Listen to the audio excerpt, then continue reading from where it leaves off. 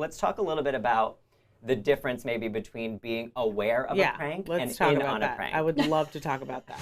I didn't tell you about it prior. No, at drinks. And you were like, it's a prank. I didn't say it's a prank. You told me she's pregnant, but of course it's Gavin's. I didn't say exactly that. And you told me, you go, it's only about 8 weeks, but of course it's Gavin's. It wasn't a strategy between us. No, I was aware of it. I was aware of it. But she was aware because she called my bluff. But that's being in on it. What would you think the difference is? I'm just curious. Like, am I crazy? If I was in on the prank, it would be like, okay, Racquel, let's do this together. Right. Like, you go and you say it in this way, and maybe you add your own thing to it. The definition of a prank is being aware of a prank is you're in on the prank. That's kind of it's basically one and the same. Did Brynn concoct the prank? No, she didn't, and thank God, because it's a dumb prank anyway. I would not want to like take responsibility for being in on that. But I think knowing that something is not true and is a joke or a prank, it still means that you have visibility into like the prank. Yeah. So, yeah, she was in on it. My question is, how would I know then? The fact that I pulled Ubah aside and literally was like, guess what, this is a prank, here's the 411, and now you're in on it too, is proof that I knew about it. She's pregnant, it's a prank. She and Erin wanted to start a thing saying, let's tell her when it's Erin and I had a really hard time with this because Erin and I are very close, and she was calling me, and Erin was like, oh, she did not know it was a prank. Right. I said, oh, Brynn told me it was a prank, so Brynn knows. This was after the picnic? No, before the picnic. Before the picnic? Yeah. To me, 100% Brynn knew it was a prank. Yeah. How she found out, where, I didn't have that information. When Erin told Brynn and I about the situation, Rebecca's situation, we were in Soho, we were having lunch, and I just remember I left because I had work or something else was going on, so I left. And those two were like, let's grab a drink. So I don't know what was said during that drink, but, you know, obviously Erin must have said that it's a prank. There were people that actually, when we were having drinks, that came up to us and talked, and we invited them to come and sit with us and stuff. And since then, I've talked to those people and be like, remember, like, yeah, you guys were sitting there at the bar. I remember. So we invited people to come and sit with us. So I'm like, I didn't just imagine that. Like, you know, like we sat there and had drinks and we talked about it. And then it's evident that she told me, and I was involved in it because I told Ubah at Dodgeball. And per usual, I paid for drinks.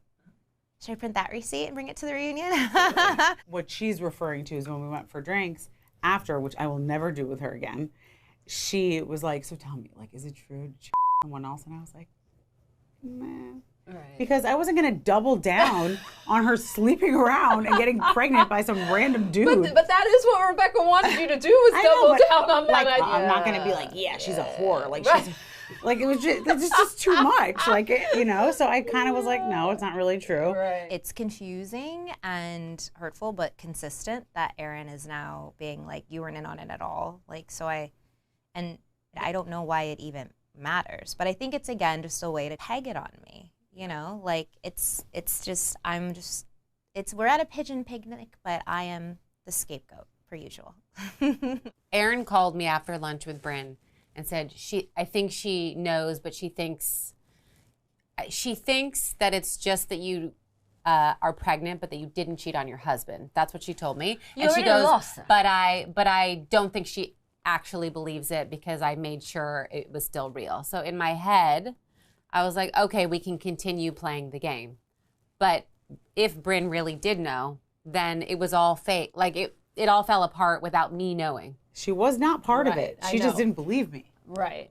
I don't know. Erin should never have been involved, quite frankly. It was just a mess from the get-go. Stick with the cockroach. Yeah. The plastic works for you, Erin. I decided, because of the recent policy changes and how much it impacted the future for women, that I would share my abortion story with Glamour magazine. Yeah, and it was really hard. It actually makes me like emotional to talk about because like it's a scary thing, you know, to open up about. I had just moved into my dorm. I was about 3 weeks in, and I found out I was pregnant.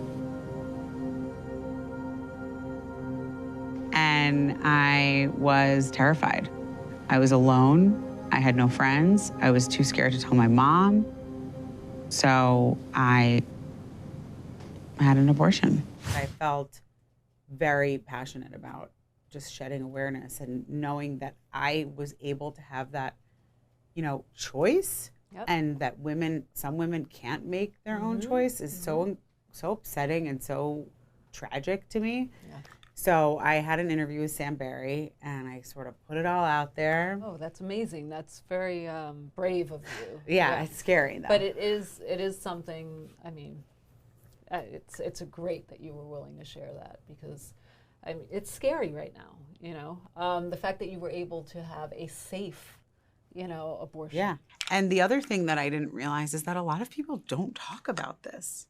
Most people don't talk about it, and I think it is something that people should talk about. I mean, I've had an abortion as well, and having a daughter, it's so scary to me, the thought that she would not have the same opportunity to health care and to make decisions about her own body. I just feel like it's like the right thing to do, and it's scary like to put yourself out there like that, but I just feel like I have an obligation now, and it's important. So I feel empowered by it. I think if anything, I'm a little, I'm apprehensive. It's personal. My sister-in-laws don't know, like my mother-in-law doesn't, like, it's just all these people. Are you telling them before the article drops? Maybe I should. I think maybe you should. I probably should tell them. Yeah. I told my mom, and I told my dad. Right. You tell me 18 years after. What I would do then? I don't know. I support you, probably. It's scary. Like, it just is. But I think the more people speak about it, the more you realize you're not alone. You're not just alone. About everyone. I know. And those are the decisions that, I mean, you were young, right? So we all have our own reasons why it just wasn't the right time to bring it. I have children as well, right? So when the time was right, it was right. And like, you wouldn't have these children probably if you didn't have an abortion then. Yeah, yeah. So it's like, yeah. It's just I would tough. have a very different life. Exactly. Yeah. Exactly. I wouldn't have gone to college or grad school. I have the worst party games. Like, my specialty is, hey, do you want to play an awful game? Remember my birthday? Let's just go around. If you air your grievance, we leave it here, and then it's all done. Right? Why would we want to do that? No one gives a Jessel. Don't raise your voice. Lie after lie. It's annoying. One lie. It was not on camera. I can have a whole, enterprise, a whole company of worst games to play with people. I think if we went around and like each took a turn and we're like, here's the rumor that I heard about you, and then that person has the opportunity to share the truth. I like this. What's a rumor we've heard about Jessel? That you tricked Pavitt into marrying you. This is true. The whole system in the US is all up, right? Because I'm on a visa that expires, that cannot be renewed because I've already renewed it once before. So I think at that point, they say that you have to either leave or you have to apply for a green card. Now, the green card application is sometimes like 3-4 years. So, I'm dating this guy. We've been dating, Pavitt and I have been dating at this point for about a year. And we were pretty serious. I knew that this was probably the guy I was going to marry, unless he does something like really like up. So I'm sitting at my desk and HR call me and they're like, hey, can you just come in for a second? And I was like, okay. And I walk in and they're like, we noticed that your immigration status is about to expire. I had, I think, 2 or 3 months. So I'm like, oh. I called Pavitt right away. I remember I was in the stairwell of the building, like the fire exit, and I was like, so I have 3 months on my visa. I've been dating you for a year. Are you serious about like us? And he was like, yeah. I was like, what? And long story short, I made him marry me. Erin jokes that she wishes the rumors about her and Abe being swingers were true. I don't know how that even started. She started that one about herself. What did you At guys one talk stage about? in our lives, maybe there will be a moment of I think like Abe and I were talking at dinner with Sai and David about like, oh, when we get older, like we would, I don't know, he around. But then that like took a life of its own. Of course. Everyone was like, oh, you're swingers. We're not swingers. Right. But like, who knows? Would we invite a third person in 20 years? I don't know. Maybe. I'll tell you this. We were in Spain and we were at a club. And like there was a girl that was like really hitting on me, and I like thought about it. I'm still a little vanilla. I need to explore. But Abe was like, "This is the moment. This is the time. Like it's happening." And I just couldn't go through with it. But like I think it would be like. But did she want just you, or she wanted both of you? I think she would. I think she was like interested in both of you. Yeah, like she thought we were hot. And, okay. Yeah. Yeah. I mean. I might have been with Abe on that one. Like, yeah, he was pissed. He was like, really? Kids aren't here. Right. Yeah. Let's have fun. I know. Yeah. I don't know. Maybe especially like you're in a foreign country, you'll never see the person That's what he again. said. Right. I want to hear some rumor. That would be amazing. I'm going to start one today. Yeah. Let's start one.